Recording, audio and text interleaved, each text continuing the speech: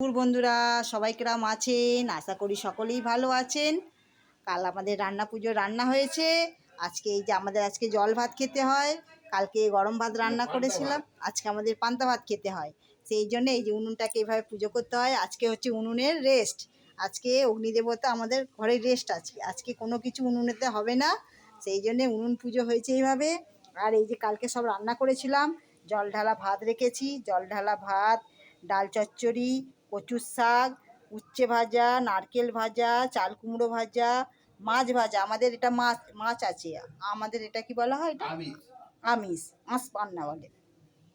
আর আলু ভাজা, পটল ভাজা, কাঁচকলা ভাজা, বরবটি ভাজা, কুমড়ো ভাজা আর বেগুন ভাজা। সঙ্গে আছে নারকোল দিয়ে, চাল কুমড়ো দিয়ে চাল কুমড়ি। আমরা এটাকে চাল কুমড়ি বলি। খেতে খুব দারুণ হয় চাল কুমড়ি, এই চিনি দিয়ে তৈরি হয়।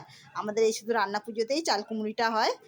আর বছরে একবার চাল কুমড়িটা হয়, কিন্তু ঠাকুরের নাম করে যে কটা রান্না হয় খুব সুস্বাদু, খুব দারুণ খেতে হয়। ঠাকুরের রান্না তো আর কিছু বলার নেই, ঠাকুরের প্রসাদ খুবই ভালো, প্রসাদ দর্শন করা খুবই ভালো। ঠিক আছে বন্ধুরা, আজকে এই পর্যন্তই।